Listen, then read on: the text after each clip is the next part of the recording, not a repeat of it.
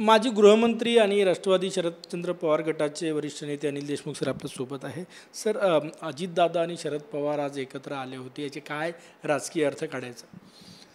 असं आहे की अनेक संस्थेच्या बैठका राहतात. मधात रयत शिक्षण संस्थेची बैठक झाली, त्याच्यामध्ये सर्व सदस्य आहेत. साहेब शरद पवार साहेब त्याचे अध्यक्ष आहेत. त्याचबरोबर आर्टिफिशियल इंटेलिजन्सचा कशा पद्धतीनं कृषी क्षेत्रामध्ये त्याचा वापर झाला पाहिजे याच्यासाठी जे बारामतीमध्ये जे संशोधन झालं त्याच्याबद्दल बैठका झाल्या. अशा अनेक बैठका होत राहतात. त्याच्या अनेक बैठकामध्ये राज्य शासनाच्या माध्यमातून अजितदादा उपस्थित राहतात, अजून कोणी बाकीचे मंत्री उपस्थित राहतात. हे काही राजकीय बैठका नाहीत. ह्या दोन्ही पवार एकत्र येणार या चर्चा सुरू आहे, त्या पार्श्वभूमीवर ही भेट आहे. दोन्ही पवार एकत्र येणार हे फक्त मीडियानी चालवलेल्या बातम्या आहे. कोणी तसं बोललेलं नाही. आमच्यातर्फे बोललं नाही आणि अजितदादातर्फे सुद्धा बोललेलं नाही. तुम्हीच लोक अशा पद्धतीच्या, मीडियाचे लोक अशा पद्धतीच्या बातम्या चालवत होता. समजा असं झालं, दोन्ही पवार एकत्र आले तर अनिल देशमुख वरिष्ठ नेते, त्यांची काय भूमिका असते? अरे जर चर्चा कशाला गोष्टी करायच्या? झालं तर जर चर्चा कशाला गोष्टी करायच्या? अजित पवार साहेब आहे, त्यांचा पक्ष ते वाढवत आहेत.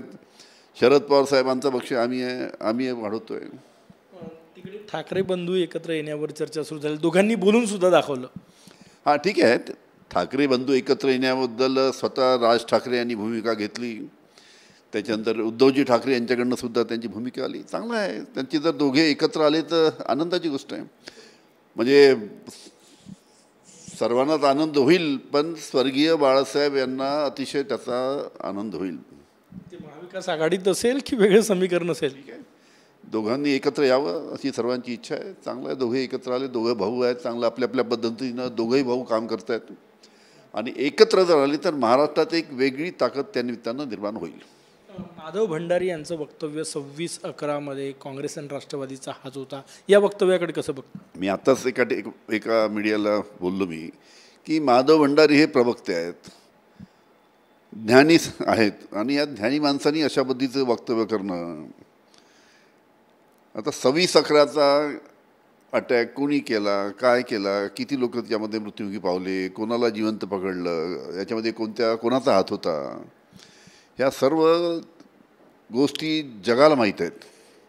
आणि अशा असताना एका भारतीय जनता पार्टीच्या प्रवक्त्यांनी अशा पद्धतीचं वक्तव्य करणं हे अतिशय चुकीचं आहे. सलील देशमुख यांना मोठा दिलासा PMPL कोर्टाचा, त्यांना विदेशात जाता येणार आहे. तो मागेच मिळाला. दिलासा मानता तुम्ही? नाही, ते रुटीन राहतं. रुटीन कोर्टाचं काम राहतं. ते परवानगी मागितली, त्यांना परवानगी मिळाली. दिलासा मानला जातो? नाही, रुटीन राहतं. दिलासा वगैरे नाही. अशा वेळेस परवानगी मागावं लागते. ती परवानगी त्यांना मिळाली मागेच. तुम्ही पण भविष्यात परवानगी मागणार विदेशात जाण्याची? जाऊन आलो अनेकदा जाऊन आलो. हां. कॅमेरामॅन साईसह गजानन उमाटे, TV9 मराठी, नागपूर.